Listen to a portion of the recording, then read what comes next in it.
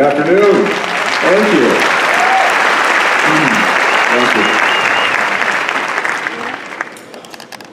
you. So I'm on a business trip, making my way through the airport to the so-called waiting lounge for my flight, eager to find out how long I'm going to be delayed on this trip.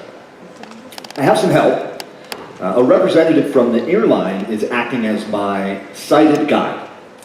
He walks next to me, and I hold his elbow. He's kind of like a seeing eye dog, only human. The distinction is relevant because seeing eye dogs don't tend to ask a lot of questions, but my human helper certainly does. Yeah, in the moment, his questions betray some serious doubt. I've shared with him that yes, I'm really on a business trip. Yeah, I really do have a job. And no, I don't work from home. I can tell he's still skeptical. Finally, we get to the gate, and I sit down. And after he wishes me the best of luck with such gravitas, you'd think he were sending his only child off to war. He leaves. That's when she comes over. The random, well-meaning, blind guy booster. I know the type, and I remind myself not to roll my eyes. I just have to say, she says to me, I think you're absolutely amazing. Really, it's unbelievable. I don't know how you do it. Now, I didn't know how I did it either, because I couldn't figure out what it was. I think I'm very good at sitting down. It's funny, but it's a bit of a sad story, too. She didn't see me, not in any meaningful way, right? She saw a blind guy. And that sight triggered her preconceptions about blind guys. That's what she saw, right? Her preconceptions. That's what she reacted to, not me. The real me went unnoticed and misunderstood.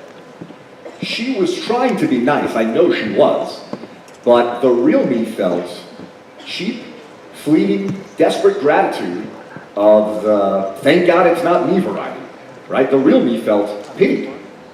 That's an awful feeling.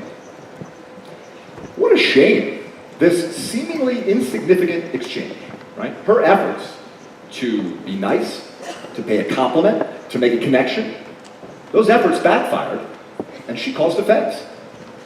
How did that happen? Well, she had empathy without understanding, right? She made a misguided effort to connect with her preconceptions about me instead of me. It felt like it really had nothing to do with me. She was comforting herself, and I didn't like it. The truth of the matter is that we simply do not understand each other, you and me. Each of us is a mystery unto the other, a foreign universe subject to its own laws of physics and its own origin story. Your preconceptions, the ones that make sense to you in your world, they don't necessarily work in mine. In my world, they can seem like assumptions or prejudices or biases. In my world, they can be mean or dismissive or demeaning or ignorant, and vice versa. Right? Neither of us is right. The very idea of right is the problem.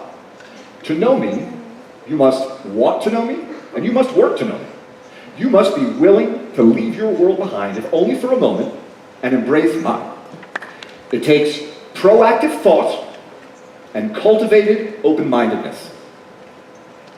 Let's go back to that airport waiting lounge a second. How much proactive thought did I bring to the exchange? Right? How good a job did I do cultivating open-mindedness? Did I bother to peer into her world, to wonder where she was coming from, to consider what she might be feeling? No. She was just another random, well-meaning blind guy booster. I know the type, so I didn't bother to know her. It was willful ignorance, it was willful blindness, rather, and it had nothing to do with my eyes. Understanding is not agreement or persuasion. It's an act of collective endeavor. It's joint discovery, right? It's not conquest, but coalition. An act of effort that's not easy or automatic or cheap. And understanding doesn't come from within. It takes inquiry and investigation, not merely intention. Unfortunately, these things are increasingly scarce. A recent Forbes piece detailed an alarming trend towards mindlessness. 96% of us confess to operating on autopilot daily. On average, we each make 15 decisions in a mindless state every day. That's a lot of decisions, right? Decisions like, should we really meet? Who should be in the room? Why? What is the purpose? When should we meet? I bet we'd do a lot better if we thought about our answers. It gets worse. According to the Harvard Business Review, while we're consuming 5 times more information now than we did in 1986, we're not learning anymore, right? On average, we consume 174 newspapers worth of information every day. But when it comes to knowledge and wisdom, we're stuck in 1986. We don't create any more of that than we did more than 30 years ago. We are less productive learners, to put it mildly. The thing that makes us human, that distinguishes us from lower animals, it's our ability to reason.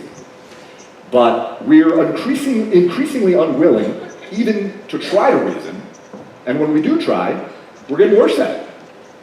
We are losing our humanity. That is not good. It's not good for our businesses, by the way.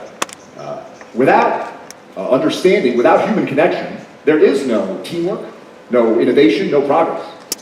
Never mind working together productively. How can our teams understand the complex and chaotic business landscape if they can't understand each other? How can they develop the products and services the world will need tomorrow if they can only think about what they want for themselves today? These aren't touchy-feely questions we're talking about, not amorphous concepts like corporate culture or morale. Your people can be your greatest asset, but those who are selfish and closed-minded are always your greatest liability.